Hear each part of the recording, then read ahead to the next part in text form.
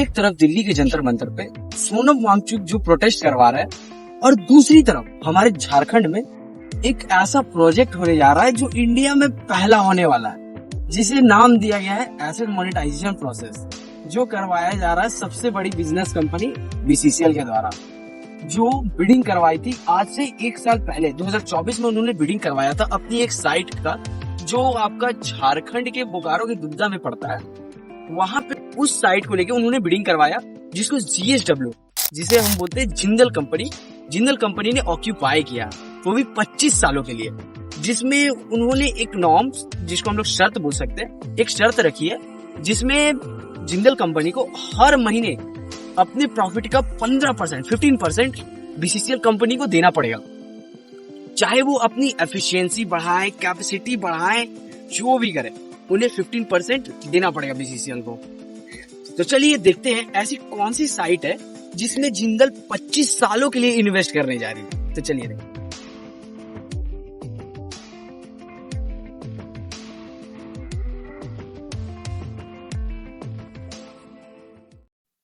India में जितनी भी स्टील कंपनीज है, उन स्टील कंपनी ने 50% ऑफ द कोल सिर्फ और सिर्फ बीसीसीएल कंपनी का जाता है, जिसे Bharat coking coal limited company बोला जाता है। वैसे तो ये कंपनी यहाँ पे दुग्धा की साइट पे लगभग 1968 से रूल कर रही है और आराम से एकदम स्मूथली प्रोडक्शन कर रही है। पर पिछले कुछ सालों में 2020 के शतक के बाद यहाँ पे क्या हुआ कि मशीन्स आउटडेटेड हो गई, पुरानी हो गई, और जो कि ऑटोमेटेड नहीं थी। इस कारण से प्रोडक्शन में बहुत ही ज्यादा लॉस होने लगा, और लॉस होते होते होते होते इस कगार पे कंपनी आ गई कि 2024 में उन्हें इसे पूरी तरह से शट डाउन करना पड़ गया, और दूसरी प्राइवेट कंपनीज को एज एक ऐसा नया सा एक स्कीम, जैसे बोला जा सके तो एसेट मोनेटाइजेशन करके एक नया स्कीम बीसीसीएल ने लॉन्च करवाया, जिसमें वो अपनी पुरानी साइट्स को प्राइवेट कंपनीज को देंगी, जिनमें वो कुछ फीचर्स को वहां पे, जैसे एक तरह से बोला जाए कि कुछ एडवांसमेंट करके उस साइट को और अच्छी तरह से चला सके, ऐसे तरह का। और वही हुआ, और इसकी शुरुआत सबसे पहले दुग्धा में हो रही है, जहां पे ये कंपनी जो बीसीसीएल कंपनी थी, उन्होंने अपनी इस पूरी साइट को जिंदल कंपनी को सौंप दिया कि हाँ, अब 25 साल के लीज पे इस साइट को जैसे चाहो वैसे चलाओ, एफिशिएंसी बढ़ाओ, कैपेसिटी बढ़ाओ, जो करना है करो, हमें कोई दिक्कत नहीं है 25 सालों तक। ऊपर से हम गवर्नमेंट फर्म, गवर्नमेंट ऑर्गेनाइजेशन, आपको कहीं भी दिक्कत हो हम हैं। और इसी के साथ Jindal company new scheme, new plans के साथ इसी 26 जून से उन्होंने इस प्रोजेक्ट को चालू कर दिया, जिसमें वो नई मशीन्स और ऑटोमेटेड मशीन्स के साथ वापस उस साइट को चालू करने वाली है, जो साइट पिछले 1 साल से बंद पड़ी हुई है। तो यहाँ पे कोल को लाया जाता था एक बढ़िया से ट्रांसपोर्ट के द्वारा, जिसे हम लोग ट्रेन के नाम से जानते हैं। ट्रेन से यहाँ पे कच्चे एकदम रॉ कोल को लाया जाता था, और उसे यहाँ पे हाई क्वालिटी दिया जाता था। पता है वो भी कैसे? सेपरेशन टेक्निक से, जिसमें कोल को अच्छी तरह से साफ करके फिर उसे हाई क्वालिटी का कोल बना के फिर आगे प्रोसेस किया जाता था, जिसमें यहाँ बहुत सारे स्टेप्स होते थे। जिसमें पहला हो गया ट्रांसपोर्टेशन, जहाँ पे रो मटेरियल वाले मतलब रो कोल को यहाँ पे लाया जाता था। फिर उसे जो कोल तो भाई माइन से आ रहे हैं, तो वो बड़े बड़े होते थे, तो उसे क्रशिंग मेथड से पूरे छोटे छोटे पीसेस में बांटा जाता था। फिर उसे क्लीनिंग प्रोसेस के द्वारा भेजा जाता था, जहाँ पे जो कोल के ऊपर डस्ट और सैंड पार्टिकल्स होते थे उन्हें रिमूव किया जाता था। और फिर रिमूव करने के बाद उन्हें एक माइक्रो डेंसिंग प्रोसेस से निकाला जाता था, जहाँ पे सिर्फ कोल प्रोसेस हो, बाकी कोई और मटेरियल या मिनरल ना, ऐसा। और फिर उसे प्रोसेस करके फिर उसे ट्रांसपोर्ट के द्वारा जिस जिस स्टील कंपनीज में उसकी रिक्वायरमेंट होती थी, उस कंपनीज में इसे भेजा जाता था। हम अंदर तो आ चुके थे, पर हमें मशीन्स और हेवी इक्विपमेंट से करीब जाने से मनाही थी, और हमने भी इस चीज़ का पूरा ध्यान रखा कि हमारे वजह से किसी भी वर्कर या इस ऑर्गेनाइजेशन को दिक्कत ना हो, और हमें भी किसी तरह का हैजार्ड ना हो।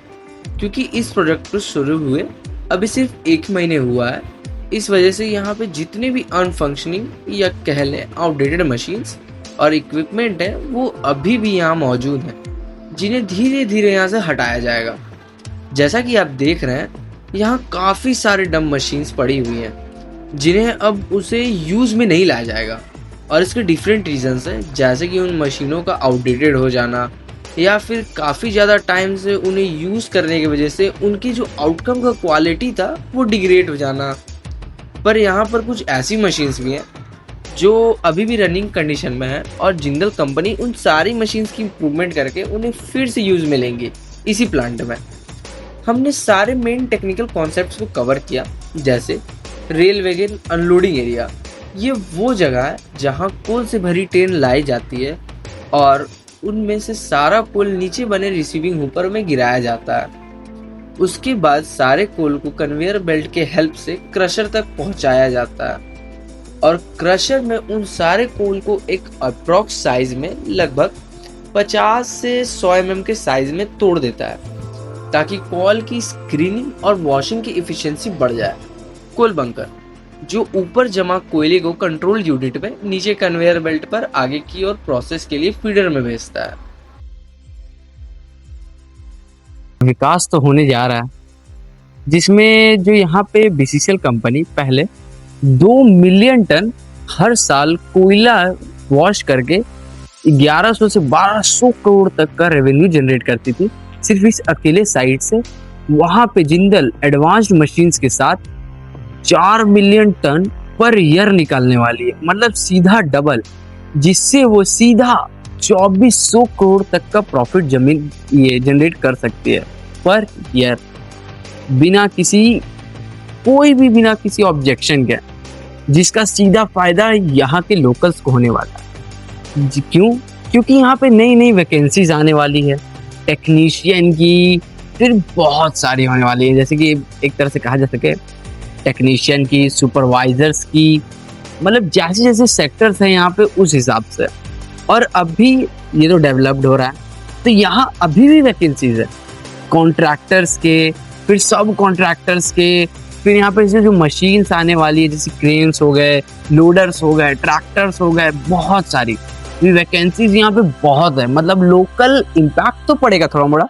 बट बेनिफिट बहुत ज्यादा होने वाला है, चाहे वो 2 साल बाद हो, 4 साल बाद हो, पर बेनिफिट होगा। तो ये थी बीसीसीएल की ओल्ड और जिंदल की न्यू साइट का रिव्यू,